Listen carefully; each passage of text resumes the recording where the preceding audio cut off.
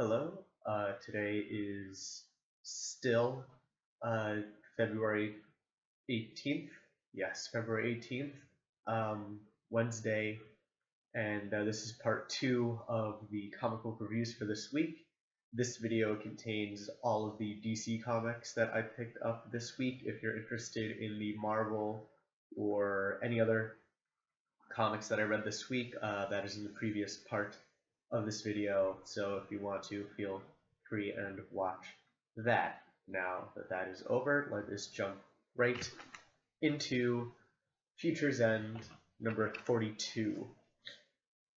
So last issue we got a hint of what Brainiac might actually be, and in this issue we continue kind of that threat.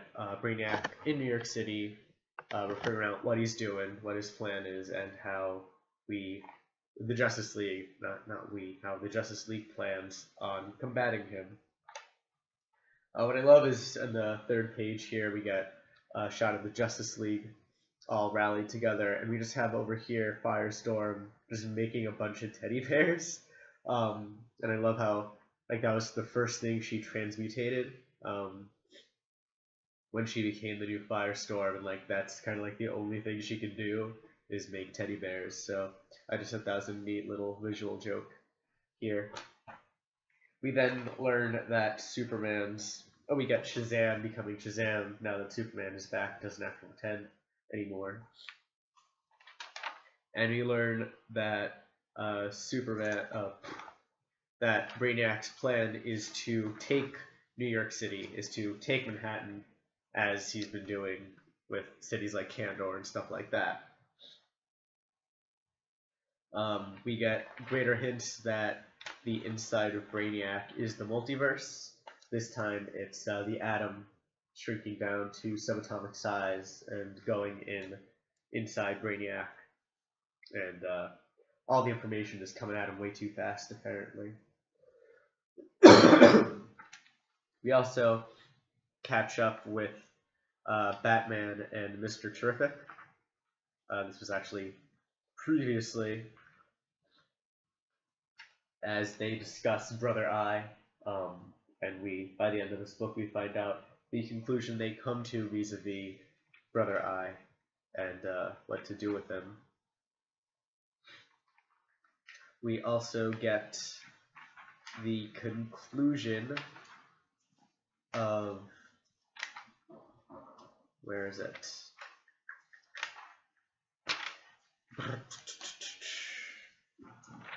Yes, we also get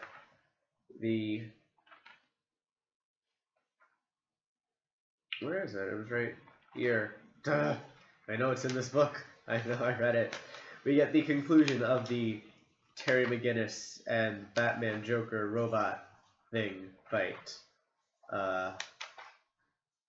Here it is, which is pretty great. Batman and the Joker Batman bot are fighting, and just this very subtle expression, this very subtle smile on the old Batman's head before one of Brainiac's spheres comes crashing down on top of him. I thought that was a neat little thing that they did, showing that, Batman is still in control. He still has a plan to take himself out if need be necessary.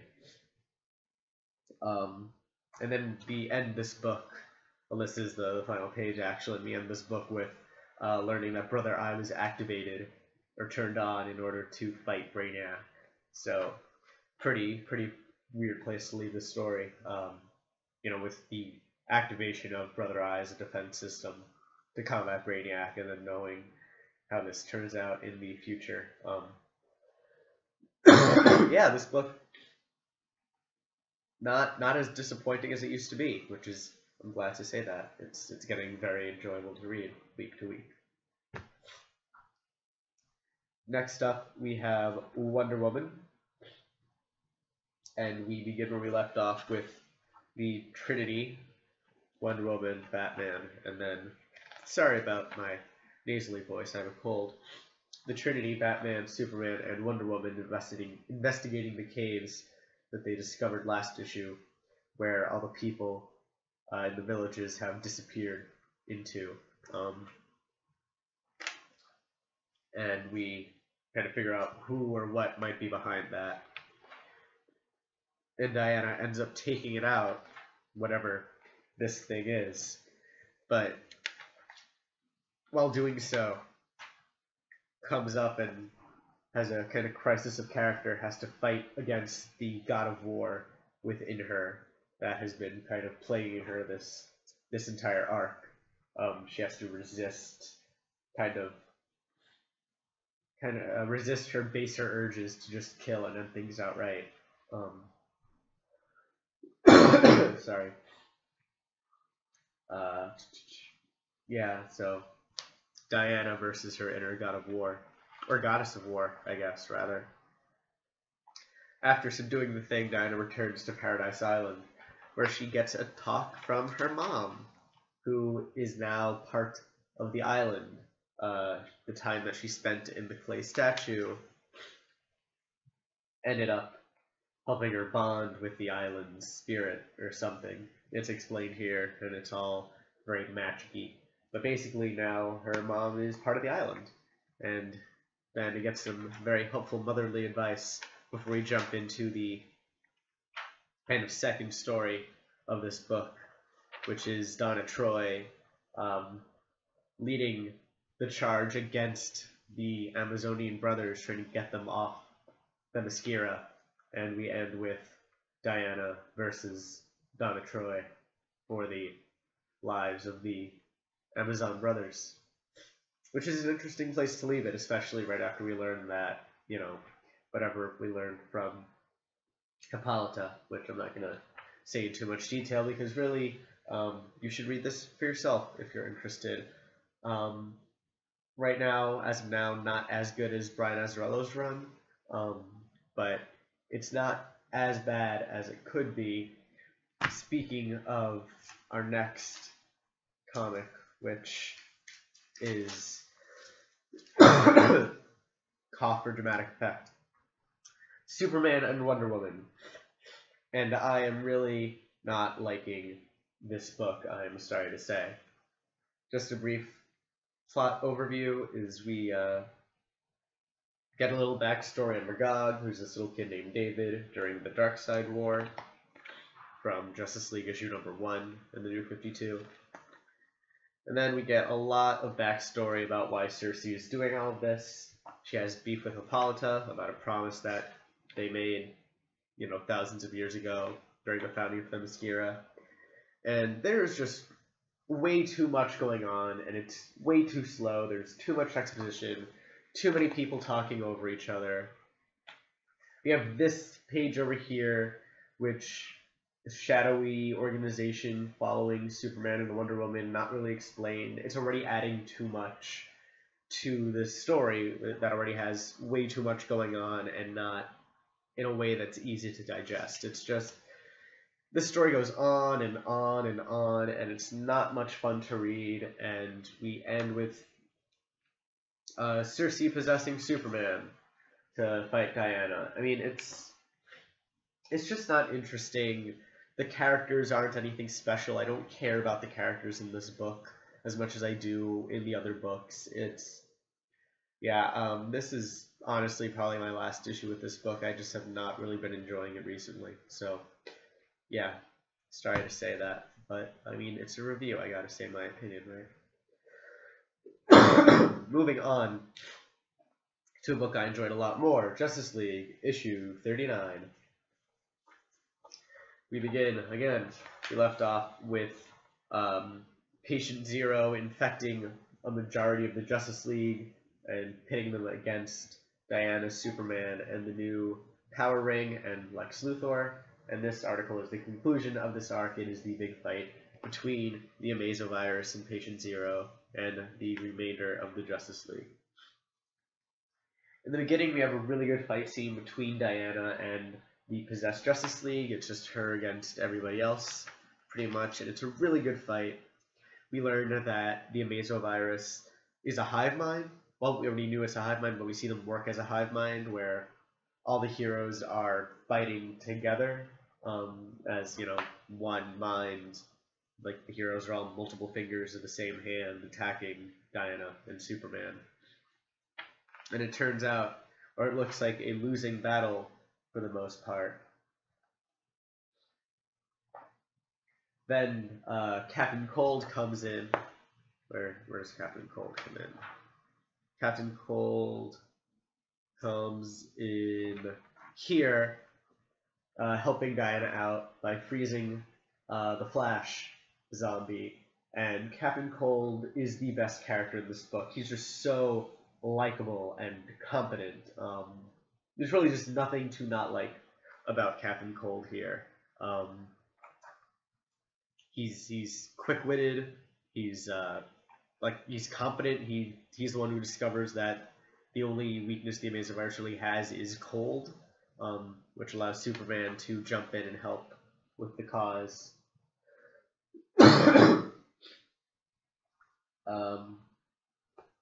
Yeah, and short story, or long story short, I mean it's a short story because it's a single issue of comic book, but Captain Cold and Superman use their cold powers to eventually save the day.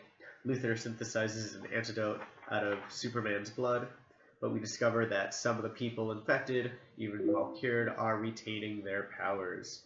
So we get a cameo here by Amos Fortune, who is, I believe he's Ace from the Royal Flush Gang, so he becomes like a big, powerful fighter guy. Patient Zero, almost predictably, evolves into a Mazo. So instead of an android, he's a living virus in this version. And then at the very end of the book, a character returns to the Justice League who has not been on the team for a while. Glad to have him back, I guess. I mean, the League's been doing fine without him.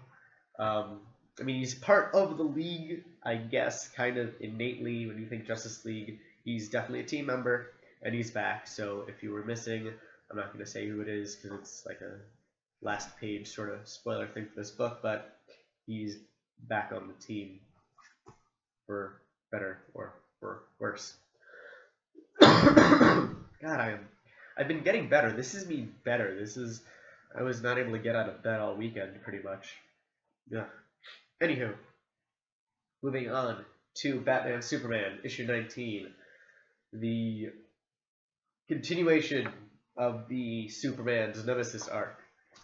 We open with a bit of backstory explaining why the villain is doing what the villain is doing, about how Krypton was a peaceful society, the epitome of Kryptonian society. Then Brainiac came, shrunk it down, Superman saved them, and then they felt scorned and ignored by Superman as he decided to defend the Earth instead of restoring Kandor to its previous state of grandeur.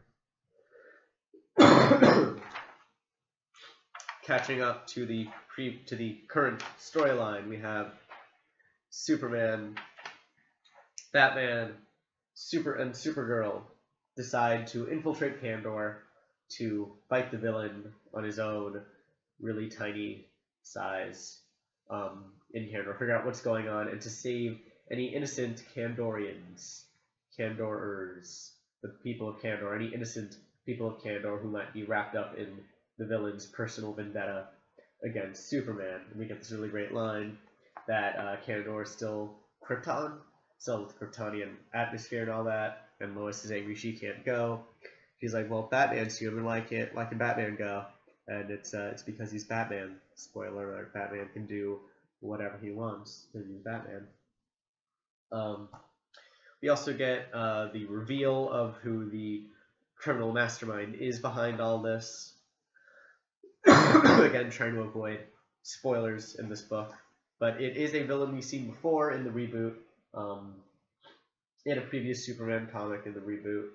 I forget if he's a new character, actually, or whatever, but he's not new to the New 52.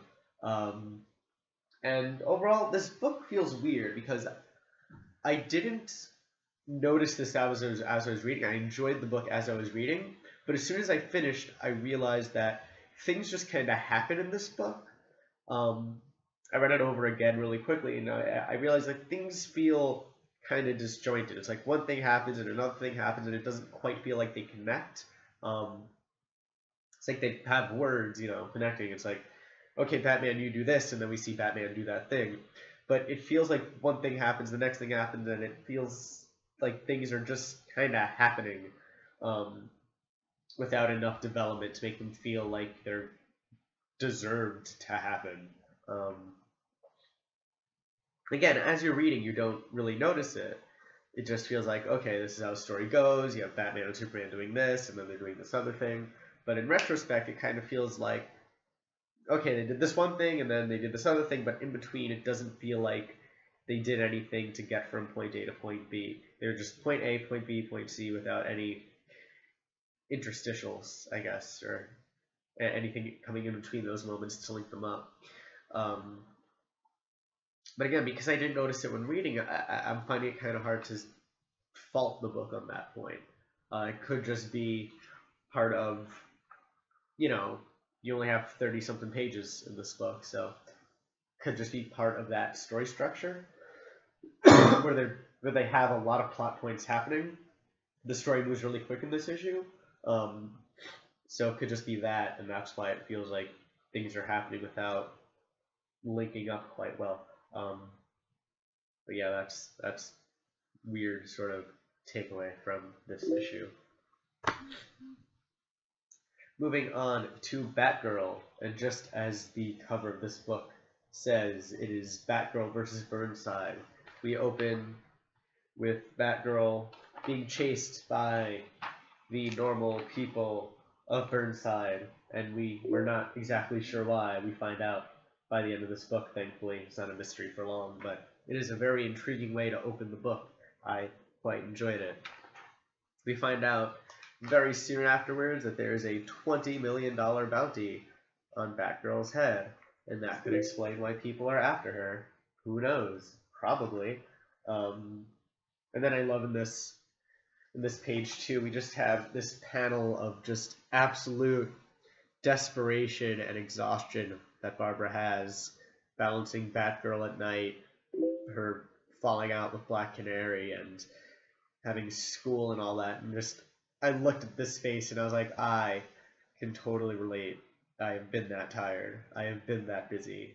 So I really enjoyed empathizing with Barbara here. Just very, very good facial illustration. And I'm sorry if you hear any of those beepings. Somebody wants to get in contacting me, but they're out of luck for the next, I don't know, let's say 15 minutes, because I'm doing this with you guys, because you guys are just worth it. And yeah, really enjoyed this issue of Batgirl. We find out who or what is behind everything, who's been impersonating Batgirl, who's setting up Batgirl and doing all this stuff, trying to bring her down for whatever reason they might have. And it's a pretty satisfying twist, in my opinion, pretty satisfying reveal of who it is that has this vendetta against Batgirl. We also get, again, a kind of a crisis, like Batgirl dealing with her personality or her life suddenly having all these different fragments. She tries to talk to Dinah again, trying to repair that friendship, and they eventually train together on a rooftop. And it's a really nice scene, actually. I really like everything about this scene with Dinah and Batgirl training together. Just the use of color, the way just the fight. I mean, it's not really a fight, but just the sparring, the way it's animated, the way it's told visually, the dialogue, the way these characters talk to each other, just everything about these two pages is very, very well done. And it's reflective of the rest of the comic. Really liking the dialogue. I like how these characters talk to each other. I like how they bounce off each other. Everything feels realistic, or believable is probably a better word. And I like what they're doing with Barbara.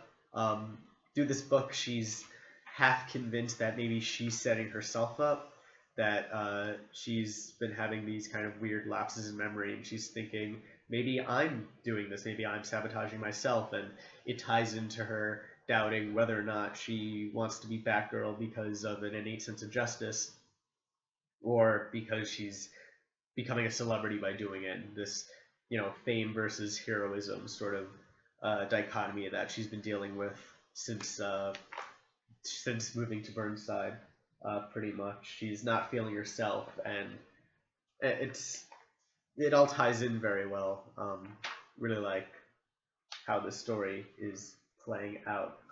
So yeah, I mean, again, I was iffy on the first few issues of Batgirl and Burnside, but really picking up. Really like how they're developing her character. So if you're looking for a good Batgirl book or a good superhero book, a good teenage superhero book, I would definitely pick it up.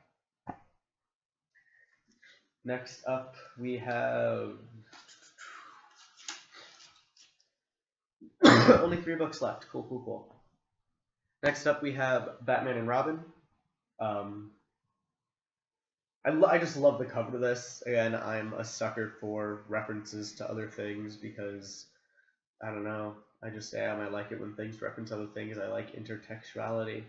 But yeah, this, of course, a reference to Action Comics #1, the first Superman comic where you have Superman lifting a car, crashing into a rock, except now it's Damian lifting the Batmobile, crushing it into a cake tray, and Alfred running. He's the guy freaking out in the corner. Anywho, I really like this cover. We open with Damian going solo, zipping through the streets of Gotham, kidnapping criminals, cleaning them up, and issuing a warning to them that if they remain criminals, that now he has superpowers and can drag them into space. And as soon as he does this, during his big show of force, he loses his powers for a split second. Batman comes in to save the day, and we have this just great bottom half of this spread here. We have just a really good Bat Dad moment. He's saying down now, Damian's rolling his eyes. I really like Bat Dad. I like Batman being a dad. I like watching him dad it up. Then we learn, right in the next page, something. We have this, again, Bat Dad, father-son bonding moment.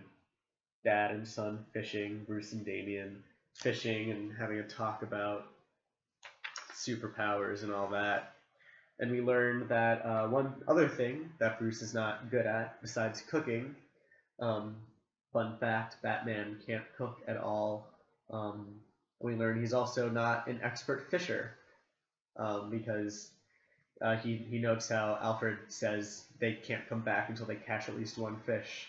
And Bruce seems kind of upset at that. He wants to kind of get this over with, it feels like, but he can't because he's not the Batman of fishing. I guess that's what Aquaman's for. Anywho, we discover that Damian's powers are in flux. And you get this great scene, the difference between kind of Bruce Wayne and Uncle Ben. I don't know if you could read that, so I'll read it. With great power comes... Oh, Bruce says, with great power comes, and then Damian finishes, a great many weekly tests. So, yeah, Batman and his scientific method. What else we got? So we learn that Damian's powers are in flux, that during the tests he says that he feels invincible, but the sensors are picking up that his skin is feeling it, like there's stuff happening that his skin is sensing, but it's not going to his brain. So he feels invincible, but he's less invincible than he feels. And we end with, we get a little more of Damian trouncing around with his superpowers, solving crime all on his own. But then we end this book with Damian meeting the rest of the Justice League, and we see him really bond with Captain Marvel, who of course is another superpowered kid. And DC finally uses real product names, but they mess it up because they give Captain Marvel all last generation consoles. It's like, finally, DC, you're using real life products that exist instead of making up My Face or whatever Hook and Twitcher or whatever. I don't know. DC makes up all these fake names for things, and they finally use real names. They finally say PlayStation, Xbox, and Wii, and we give them all last generation. I don't know, just kind of bothers me. You could just cut out a 4. You could add a Wii U. I mean, yes, they could be technically talking about this current generation, but the way they phrased it, it sounds like they're talking about the last one. That is a really, really tiny, insignificant detail for me to talk about for as long as I have, but it just very, it's like you could have gotten it 100% right, and you just didn't put in that little extra bit of effort. But oh well. We end with Damian leading the Justice League to their next mission in Nagasaki, Japan, which is a pretty great place to end an issue. Overall, really enjoyed it. I don't know why. Peter Tomasi does this book, which I really enjoyed. He also does this book, which I did not enjoy. And I don't know why he's so much better at this one than he is at this one, because it's the same sort of dynamic. You have these two people who don't quite understand each other that have to work together. And yes, a father-son relationship is a lot different than boyfriend-girlfriend, but at the same time, I don't know why this book is so much better than this one. All I know is that while I can't read this one anymore, I enjoy reading this one. I will still pick this one up gladly every month. And I'm just burning time until I can pick up the next one. The next book I review, which is Batman Eternal, issue 46. As you can tell on the cover, this one has Ra's al Ghul in it. In the last issue, it was revealed that Ra's al Ghul was the man behind all the things. He was in control. He's the one planning everything behind Batman Eternal. And so we open with Poison Ivy in Gotham. And then, next page, we have Batman storming Ra's stronghold in Pakistan. It's Pakistan, right? Yes. He's storming the League of Assassins stronghold in Pakistan. And of course, Ra's and Dr. Dark. Dr. Dark is a pretty obscure character. He's I'm not exactly sure if I remember correctly. He's like second in command. Like when Ra's isn't around, this guy's in command of the League of Assassins, or he was until Batman defeated him some time ago. Not quite sure. I remember his name coming up somewhere else though. And they plan a thing with time travel. Their plan involves time travel, which is, we see how that turns out. It's really actually really neat in this story. We also follow a little bit of Catwoman, who's interrogating her father and figuring out some inconsistencies with the deliveries coming into Gotham's ports, with regards to things of hers going missing or things coming in that she did not order. Very sort of weird underground criminal activity things. As Batman continues deeper into the League of Assassins base, we discover what time travel meant, and we have Batman versus the Ghost of Christmas Future, or rather the Ghost of Batman Future.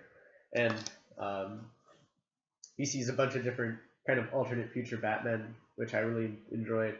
We get a call out to Kingdom Come Batman over here, and we get Damian Wayne as Batman over here, Terry McGinnis, of course. Just all these different future Batmen before the question gets asked of Batman, does he believe Batman to be eternal? And we get a bunch of different variations of Batman on this page. Over here we have Batman from Justice League 3000. I think this is Batman Year 1000, or the I know the title of this book, Batman Year 100. Yeah, Batman Year 100, which is supposed to be the 100th year of Batman or something. Again, another Elseworlds story. So yeah, all these different future versions of Batman before Batman being Batman realizes it's just an illusion, and he punches Dr. Dark in the face, because that's how Batman solves problems in this story. We then get Batman runs into Lord Deathman, who's another kind of really obscure Batman villain, and Lord Deathman references a comic where, in order to defeat him, Lord Deathman cannot die. He just keeps on coming at you. So in order to defeat him, Batman sealed him up and shot him into space. And they reference that event. Again, this book is kind of a celebration of the 75 years that Batman has, or 76 now, I guess, that Batman has been around. So referencing these weird stories like that, I guess, is par for the course. And then we get a little bit more. Batman finally catches up with Ra's. Ra's reveals that he's not actually the one behind all of this, that there is another puppet master above him yet, and we don't figure out who that is, which I'm glad. I'm glad it doesn't end with Ra's, because as I said in the last review, last week's review, that would have been way too predictable, and it would have felt really, really bad if it ended there. So I'm glad this goes higher than Ra's, and I really like this book. I just like, I like a lot about it. I like the really obscure references to characters and events of previous Batman issues. I like Batman coming face to face with all these possible futures and kind of reckoning with them in his own stoic sort of way. Yeah, pretty good single issue of Batman Eternal, and I like Ra's al Ghul. I like that he's in this book because he's still one of my favorite Batman villains, so there we go. Pretty neat stuff. And the last book this week, finally, is Multiversity. I believe this is number 7. I mean, they're all number 1. I believe this is the 7th Multiversity, though. And this one takes place on a Nazi world, where we open with Adolf Hitler on the toilet reading a Superman comic book. This one seems to be a reference to Captain America #1, actually, which is sort of weird, which of course had the cover of Captain America punching Hitler in the face. And I really like this scene, this extended scene of Adolf Hitler taking a dump, because it's historically accurate. Not that Adolf Hitler read Superman while in the bathroom, but that Adolf Hitler had very bad indigestion and would spend an inordinate amount of time on the toilet. Weird historical trivia, if you ever wanted to tell your friends. Hitler had a weird digestive system and shat a lot. Now you know. Historically accurate, 100% true. So I like how that's referenced in this book. It also has the really good effect of making Hitler look like a buffoon, which is always great, because I don't even think I have to say it. Hitler should be buffoonified, because he was evil and wrong and bad, and it's good that we can laugh at him. But this story quickly turns into Nazi Superman. The Nazis discover Superman's rocket and adapt a young Kal-El, turning him into the Overman. Of course, the direct English translation of the Übermensch, which is a German idea of the man who is better than everything and does not have to follow mortal law. And so the Nazis, using Superman, eventually take over the world. Kind of a downer. So this whole comic takes place pretty much on Nazi Earth with Nazi Superman. And, well, we see him go through all the familiar kind of Superman notions. Of course, the cover to, what's the book? Crisis on Infinite Earths, where Supergirl died. This time it's Overgirl, because everything is Nazis. And the main threat that Superman has to fight here is America. Uncle Sam leading a ragtag group of freedom fighters against the Nazi regime. So it's Superman versus America, and we're supposed to be rooting for Nazi Superman, I guess. It's hard to tell who to root for in this. I mean, of course we're rooting for America, because America's the good guy, but like, if you're reading this comic from this comic's perspective, Superman's supposed to be the good guy. It's really kind of plays with you in that respect. And the more that we kind of read this book, I love just like this shot of the Justice League here too, where you have Leatherwing instead of Batman. You have the Green Lantern here with the swastika. Martian, who is an Aryan. He made himself white instead of retaining the green. Wonder Woman has the Viking hair, the blonde Viking hair. Aquaman is called Underwater Man because it takes a world full of Nazis to come up with a name worse than Ocean Master, apparently. And Underwater Man is definitely worse than Ocean Master.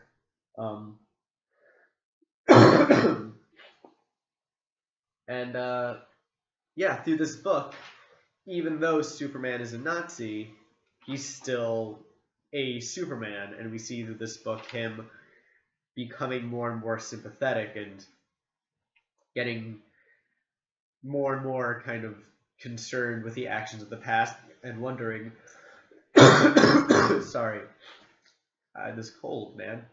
Medicine must be wearing off. Anywho, that even though Superman was raised a Nazi, he's still Superman, and so through this book he develops more and more of a conscience and is wondering, well, maybe what I did was wrong, maybe the Nazis are bad. Probably, because anyway, the plot of this book is really Nazi Superman coming to terms with being a Nazi and realizing that, no, Superman probably shouldn't be a Nazi. And we end on a kind of, well, it ends really well. I was really satisfied by the ending. Again, don't want to really spoil it too much, but again, Multiversity hits it out of the park with a very, very cool reinterpretation or Elseworld story using these familiar characters in just completely new ways and very interesting ways, and ways that, in this case, seems very black and white, but still introduces a lot of actually interesting, I'm not going to say gray areas, but a lot of interesting dimension to these characters, even though they're Nazis now. So yeah, definitely pick it up. And pick up the rest of Multiversity too, because they're all really good. And we have finally reached the end of this week's comic book reviews. Gosh, I'm so glad. So yeah, if you haven't watched the previous part yet and are wondering what is happening in Moon Knight, or want to see if Silk #1 is worth picking up, definitely watch the first part of this video. If you already have watched that part and you're just finishing with this one now, congratulations, it has been quite a slog. I'm sorry you had to hear probably at least 5 whole minutes of me just coughing into my arm, but that's the season, I guess, for you. And yeah, thanks for watching. If you liked, please rate, thumbs up. If you want more of this for whatever reason, please subscribe. And any comments, questions, or concerns, feel free to comment or message me. Thanks, and see you next week. Hopefully I won't be sick anymore.